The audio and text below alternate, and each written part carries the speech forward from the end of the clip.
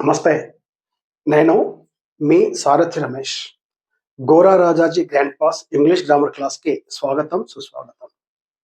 ప్రియమైన విద్యార్థి మిత్రులారా, నేను ఎల్లప్పుడూ అంటూ ఉంటాను, విద్యాధనం సర్వధనం ప్రధానం. విద్య కంటే మించిన ధనం ఏదీ లేదు. మీరు విద్యను అభ్యసిస్తే చాలా పైకెళ్తారు. చాలా ముందుకెళ్తారమ్మా. వెల్, నేను మీకే కాకుండా పోటీ పరీక్షలు రాసే అభ్యర్థులకి, అలాగే పేరెంట్స్, ఏ పేరెంట్స్‌కి అయితే సమయం ఉందో, తమ పిల్లలకి నేర్పాలనే కోరిక ఉందో, అటువంటి పేరెంట్స్ కూడా నేను అప్పీల్ చేస్తున్నాను. దయచేసి మీరు ఈ గ్రామర్ నేర్చుకోండి. ఈ వీడియోలు చూడండి. మీరు మీ పిల్లలకి సొంతంగా నేర్పగలుగుతారు. మనము మన పిల్లలకి నేర్పే దాంట్లో ఏ ఆనందమైతే ఉందో, ఆ ఆనందం ఇంకా వేరే దేంట్లో కూడా రాదు. వెల్, ఆశిస్తాను మీరు నేర్చుకుంటారని. వెల్, ఈరోజు మనం క్లాస్‌కి వెళ్దామమ్మా. ఈరోజు క్లాస్‌లో ప్రిపోజిషన్స్ అమ్మా. ప్రిపోజిషన్స్. ప్రిపోజిషన్ అంటే ఏంటి? ఆ preposition is a word which shows relation between two nouns or two pronouns or two words. రెండు నామవాచకముల మధ్య కానీ, రెండు సర్వనామముల మధ్య కానీ, లేదా రెండు పదాల మధ్య కానీ ఏ సంబంధాన్ని సూచిస్తుందో దాన్ని మనం ప్రిపోజిషన్స్, లేకపోతే విభక్తి ప్రత్యయము. తెలుగులో అమ్మ, తెలుగులో దీన్ని విభక్తి ప్రత్యయం అంటాము. వెల్, అయితే ఈ ప్రిపోజిషన్స్ మరి ఎలా వాడాలి, వాటిని ఎప్పుడు వాడాలి, ఎక్కడ వాడాలి? ఎందుకంటే ఈ prepositions especially for those candidates who are going to appear for competitive examinations. ఎవరైతే పోటీ పరీక్షల కొరకే తయారవుతున్నారో వారికి అది చాలా ఇంపార్టెంట్ అమ్మా ఇవి. ఎందుకంటే కాంపిటేటివ్ ఎగ్జామ్స్ అడుగుతారు. అంతేకాదు 10th బోర్డ్ ఎగ్జామ్లు అడుగుతారు, ఇంటర్ బోర్డ్ ఎగ్జామ్లు అడుగుతారు, 9th కి 8th కి అన్నిటికీ అడుగుతారమ్మా. ప్రతి క్లాస్లో ఇది ఉంటుంది. సో వెల్, అయితే ఈ ప్రిపోజిషన్స్ మనం ఈరోజు నేర్చుకుందామమ్మా. General rules regarding prepositions. ఈ ప్రిపోజిషన్స్ యొక్క కొన్ని జనరల్ సాధారణ నియమాలు, ఎక్కడ యూజ్ చేయాలి, ఎలా యూజ్ చేయాలి. Well, number 1, prepositions of place. స్థలాన్ని సూచించే విభక్తి ప్రత్యయాలమ్మ. ఎట్, ఈ ప్లేస్ అంటే స్థలాన్ని చూపెట్టే ఫస్ట్ ప్రిపోజిషన్ ఇక్కడ ఎట్ అమ్మ. ఏటి ఎట్ అంటాం మనం. ఇది ప్రతి చోట వాడతామమ్మా, ఏటి ఎట్. మరి స్థలాన్ని ఎలా చూపెడుతుంది? ఎగ్జాంపుల్ చూడమ్మా. I met him at the bus stop. At the bus stop. ఇక్కడ ఎట్ అంటే బస్ స్టాండ్ వద్ద కలిశాను. ఈ విధంగా మనం తెలుగులో అయితే మాట్లాడతామో ఎట్ బస్ స్టాప్. ఎట్ అంటే ఇది బస్ స్టాప్, స్థలాన్ని చూపెడుతుందమ్మా. దేన్ని చూపెడుతుంది? అది స్థలాన్ని. అదే విధంగా సెకండ్ ఎగ్జాంపుల్ చూద్దాం. B, they lived at Daulatabad, small village. ఈ దౌలతాబాద్ అన్నది ఒక చిన్న ఊరమ్మా. ఇదొక చిన్న ఊరు. ఎప్పుడైతే మనము చిన్న ఊరిని ఉల్లేఖిస్తామో అప్పుడు కూడా ఎట్ యూజ్ చేస్తామమ్మా. దే లీవ్డ్ ఎట్ దౌలతాబాద్ అంటే వారు దౌలతాబాద్ లో ఉండిరి. అంటే దౌలతాబాద్ ఇక్కడ స్మాల్ విలేజ్. ఎప్పుడైతే మనము చిన్న విలేజ్ని, చిన్న స్థానాన్ని సూచిస్తామో అప్పుడు ఈ ఎట్ అనే ప్రిపోజిషన్ ని వాడతామమ్మా. ఇక నెక్స్ట్ ఇన్. ఇన్ అంటే లోపల మనం అంటాం generally. We live in Delhi. చూడమ్మా, వి లివ్ ఇన్ ఢిల్లీ అంటే ఈ ఢిల్లీ అనేది పెద్ద నగరము. అందుకే ఇక్కడ ఏం యూజ్ చేసామమ్మా? ఇన్. ఇక్కడ ఇన్ అనేది ఢిల్లీలో అని అర్థం వస్తుందమ్మా. ఎప్పుడైతే చిన్న నగరాల్ని కానీ పల్లెటూళ్ళని కానీ మనం ఎప్పుడైతే ఉల్లేఖిస్తామో అప్పుడు ఎట్ వాడాలి. ఎప్పుడైతే పెద్ద నగరాల్ని ఉల్లేఖిస్తామో అప్పుడు ఏం వాడాలమ్మా? In. We live at Delhi generally అనరమ్మా. వి లివ్ ఇన్ ఢిల్లీ అంటారు. We live in Hyderabad. We live at Hyderabad అనమ్మా. ఇలా వచ్చు. We live at Kompally in Hyderabad. ఇది కరెక్ట్ అమ్మా.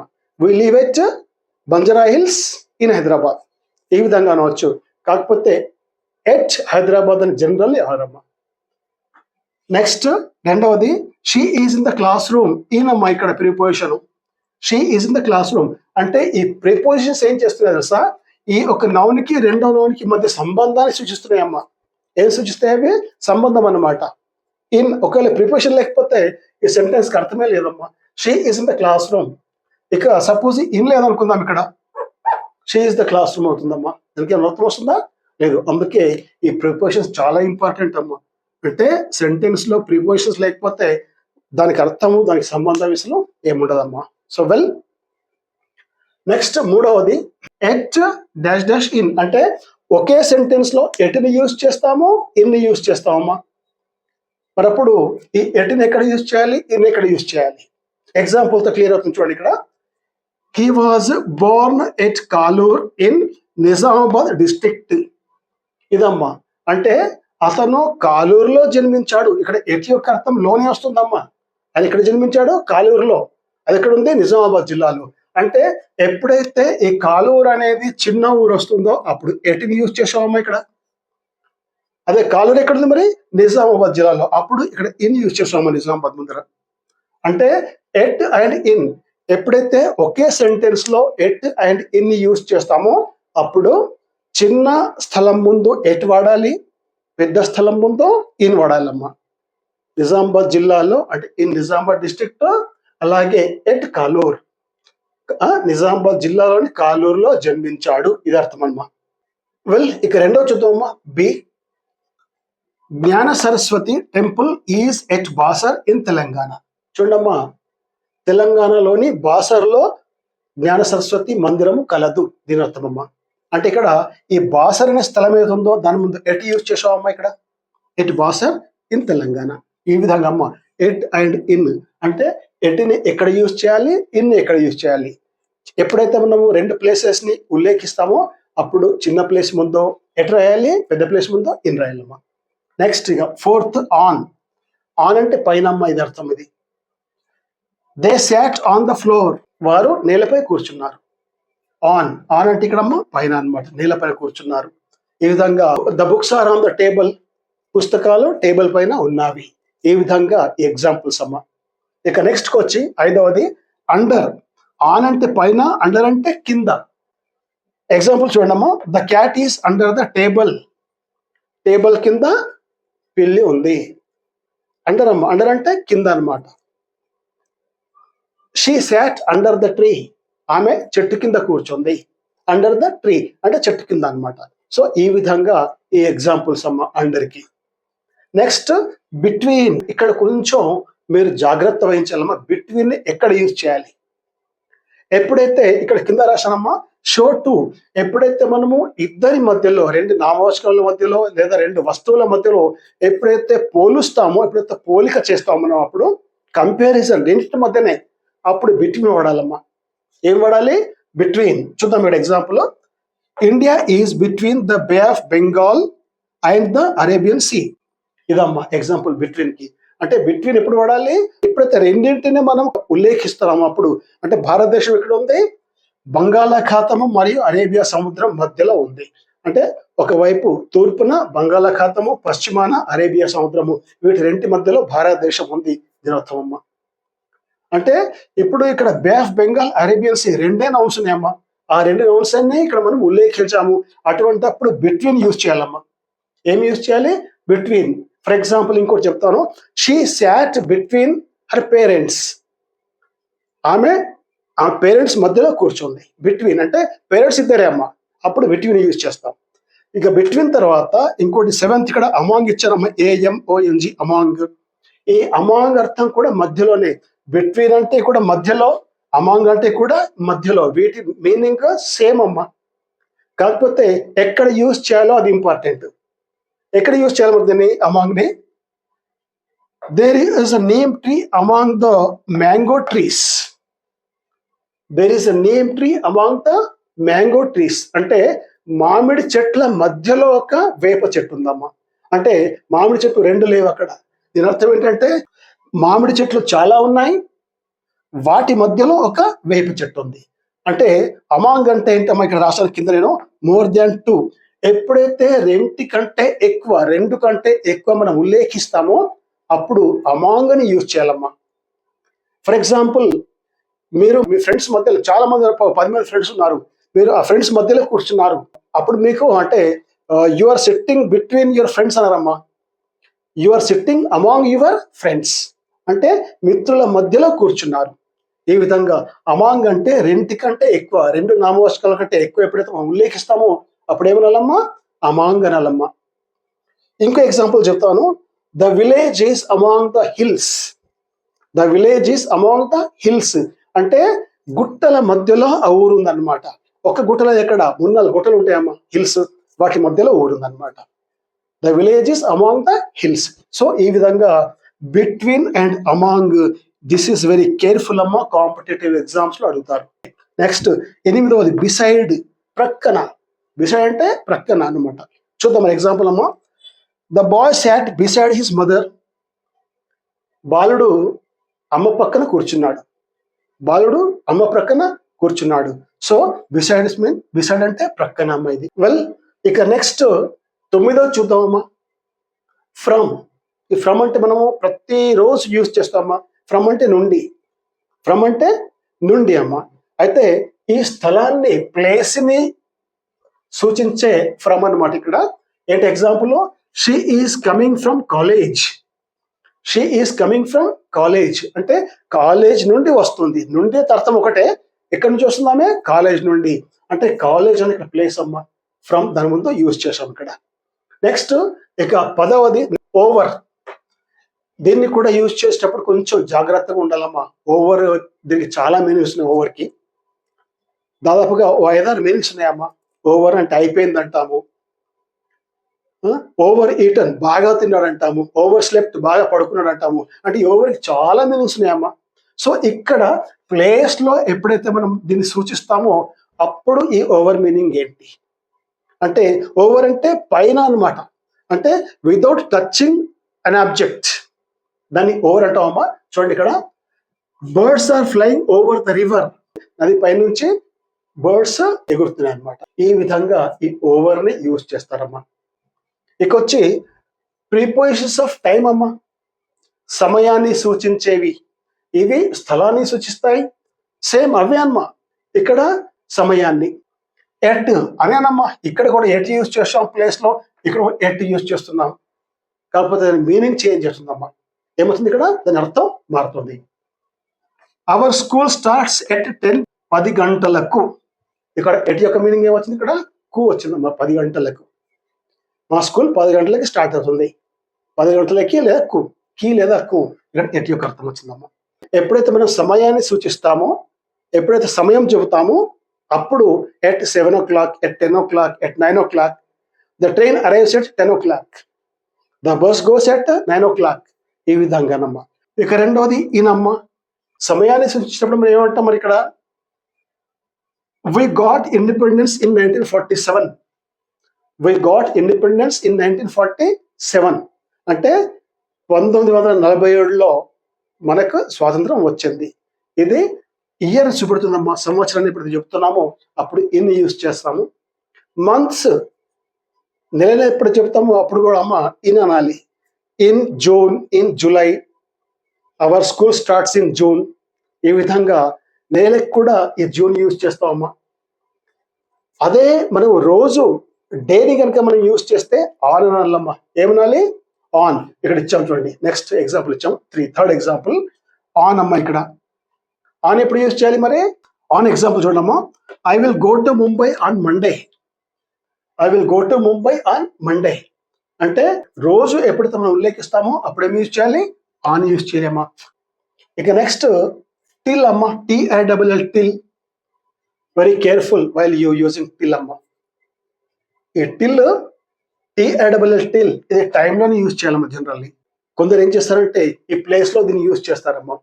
ఇది ప్లేస్ లో యూజ్కి రాదు. కాంపిటేటివ్ ఎగ్జామ్స్ లో ఒక క్వశ్చన్ అడుగుతారు మీకు, ఈ ప్లేస్ లో ఈ టిల్ యూజ్ చేస్తారమ్మా. అప్పుడు అంటారు ఫైండ్ ద ఎర్రర్. ఈ సెంటెన్స్ లో తప్పేముందో గుర్తుపట్టండి అంటారు. సో ఈ టిల్ అనేది ఎక్కడ వస్తుంది, ఇది టైంలోనే వస్తుందమ్మా. ప్లేస్ లో జనరల్లీ ప్లేస్ లో రాదమ్మా. సో చూద్దాం. I will wait here till he comes. అతను వచ్చేంత వరకు నేను ఇక్కడ ఎదురు చూస్తాను. వచ్చేంత వరకు కు వస్తుందమ్మా ఇక్కడ మీనింగ్. ఇక్కడ అంటే ఈ టిల్ అంటే ఈ సమయానికే యూజ్ చేస్తారు జనరల్లీ, ప్లేస్కే యూజ్ చేయరమ్మా. వెల్, ఇక ఫర్ అండ్ సిన్స్, ఈ రెండు చాలా ఇంపార్టెంట్ అమ్మా. ఇవి కూడా కాంపిటేటివ్ ఎగ్జామ్స్ లో క్యాండిడేట్స్ కి, అభ్యర్థులకి కన్ఫ్యూజ్ చేయడానికి ఈ ఫర్ ప్లేస్ లో సిన్స్ ప్లేస్ లో ఫర్ ని యూజ్ చేస్తారు. కాంపిటేటివ్ ఎగ్జామ్స్ లే కాదమ్మా, జనరల్లీ స్పోకెన్ ఇంగ్లీష్ లో కూడా చాలా మంది వీటిని కరెక్ట్ యూజ్ చేయరమ్మా. మరి ఎలా యూజ్ చేయాలి, ఫర్ అంటే పీరియడ్ ఆఫ్ టైం అమ్మా. ఫర్ని ఎక్కడ యూజ్ చేయాలి, పీరియడ్ ఆఫ్ టైం అంటే పీరియడ్ ఆఫ్ టైం అంటే 6 నెలలు, 1 సంవత్సరము, 2 సంవత్సరాలు, 6 సంవత్సరాలు, 10 సంవత్సరాలు, 50 సంవత్సరాలు. ఎప్పుడైతే నంబర్ కరెక్ట్ నంబర్ చెబుతామో పీరియడ్ ఆఫ్ టైం అంటుంది అన్నమ్మ, అప్పుడు ఫర్ని యూజ్ చేయాలమ్మా. అప్పుడు ఏమి యూజ్ చేయాలి? ఫర్ అని. ఎగ్జాంపుల్ చూడండి ఇక్కడ, they have been living here for 10 years. ఇదమ్మా for 10 years period of time అమ్మా. ఇక్కడ ఫర్ ఎప్పుడు యూజ్ చేయాలి? పీరియడ్ ఆఫ్ టైం ఉన్నప్పుడు ఫర్ని యూజ్ చేయాలమ్మా.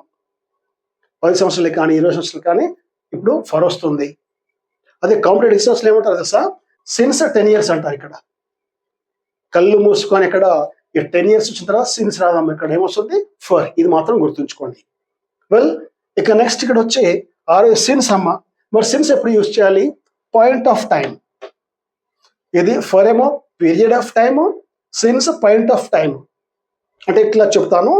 ఎగ్జాంపుల్ చూడమ్మా, we are waiting for them since 8 o'clock. Point of time 8 o'clock, 10 o'clock అంటే ఒక నిర్దిష్టమైన సమయం, పాయింట్ ఆఫ్ టైం అమ్మ.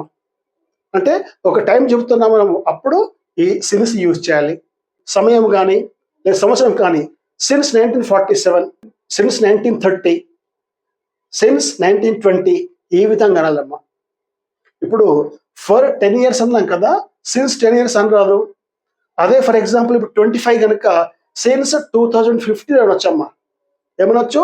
సిన్స్ 2015 ఈ విధంగా అనొచ్చు. సో వెల్, అయితే ఈ ఫర్ అండ్ సిన్స్ యొక్క డిఫరెన్స్ తెలుసుకోండి.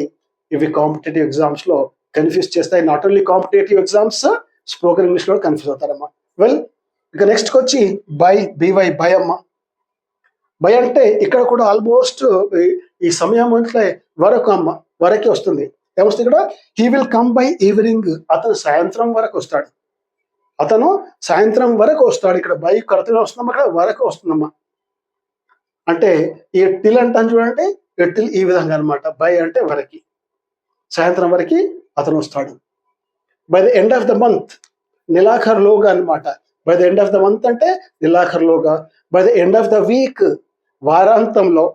ఈ విధంగా ఈ యొక్క బై యొక్క మీనింగ్ ఇక్కడ వస్తుందమ్మా. ఇక నెక్స్ట్ వచ్చి ఫ్రమ్. ఫ్రమ్ని మనం ఇక్కడ కూడా యూజ్ చేసాం ప్లేస్లో. ఫ్రమ్ కాలేజ్ అన్నాము. మరి ఇక్కడ ఫ్రమ్ ఏం అర్థం వస్తుంది చూద్దాం. I am reading this book from 7 o'clock. నేను ఈ పుస్తకాన్ని 7 గంటల నుంచి చదువుతున్నాను. ఇదమ్మా ఫ్రమ్ 7 o'clock, ఫ్రమ్ 6 o'clock. ఈ విధంగా ఈ ఫ్రమ్ కూడా వస్తుందమ్మా ఇక్కడ. సో వెల్, ఈ విధంగా ఈ ప్లేస్ అండ్ టైమ్. మూడవది prepositions of direction. Direction or direction, దిశా నిర్దేశకాలు. అంటే దిశను సూచిస్తాయి అన్నమాట. డైరెక్షన్ అంటే ఏ దిశలో వెళ్తుంది. చూద్దాం మరి దీంట్లో ఏ ప్రిపోజిషన్ ఉన్నాయో. To, T O to. ఈ టు కూడా దిశను నిర్దేశిస్తుంది అన్నమాట. He is going to school అంటే అతను బడికి వెళ్తున్నాడు, అంటే బడి వైపు అన్నమాట.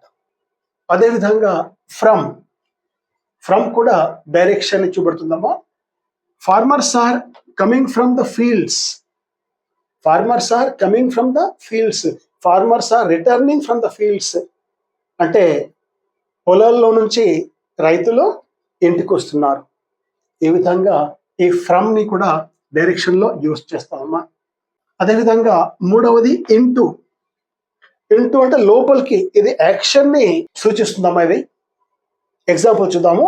The dog jumped into the river.